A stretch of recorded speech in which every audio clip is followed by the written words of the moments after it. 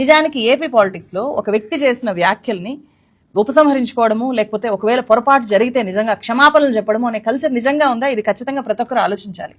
అలాంటి కల్చర్ నిజంగా ఉంటే అది ఎవరి నుంచి మొదలు పెట్టాలి? ప్రొఫెసర్ నుంచి కాదు మొదలు పెట్టాల్సింది, చంద్రబాబు నాయుడు గారి నుంచి మొదలు పెట్టాలి, పవన్ కళ్యాణ్ గారి నుంచి మొదలు పెట్టాలి.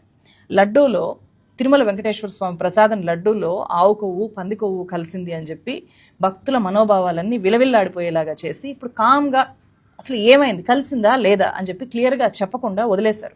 అండ్ ఎన్నికల ప్రచారంలో పవన్ కళ్యాణ్ గారు ఏమన్నారు?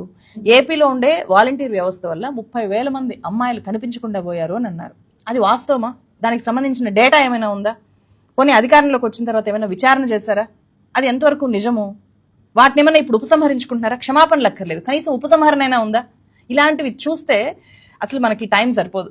ఇక్కడ కేవలం ప్రొఫెసర్ నాగేశ్వర్ గారే తన మాటలను ఉపసంహరించుకోవాలి, ఆయనే క్షమాపణలు చెప్పాలి అని అడగడానికి కనీసం ఏపీలో ఉండే రాజకీయ నాయకులకి, రాజకీయ పార్టీలకి నైతికత ఉందా అని చెప్పి కూడా ఖచ్చితంగా అడగాలి.